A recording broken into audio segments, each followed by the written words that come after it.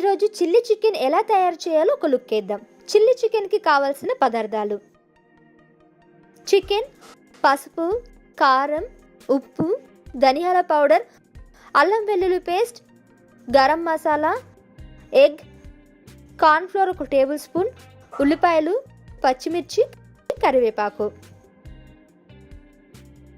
ముందుగా boneless chicken ఒక చిన్న ముక్కలుగా కట్ చేసుకొని పెట్టుకోవాలి. నీట్గా కడుక్కొని పక్కన ఉంచుకోవాలి.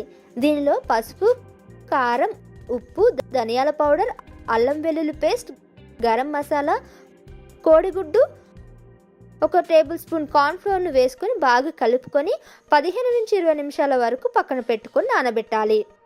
15 నిమిషాల తర్వాత స్టవ్ వెలిగించి బాణలో పెట్టుకొని డీప్ ఫ్రైకి సరిపడా ఆయిల్ వేసుకొని అది బాగా వేడయ్యాక మ్యారినేట్ చేసి పెట్టుకున్న చికెన్ ముక్కలను వేసి గోల్డెన్ కలర్లోకి వచ్చాక తీసుకొని పక్కన పెట్టుకోవాలి.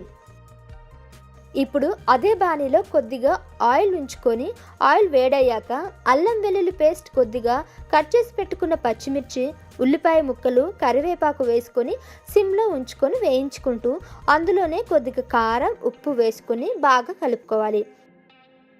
1.5 స్పూన్ల సోయా సాస్, వెనిగర్, కెచప్ కూడా వేసుకొని బాగా కలుపుకోవాలి.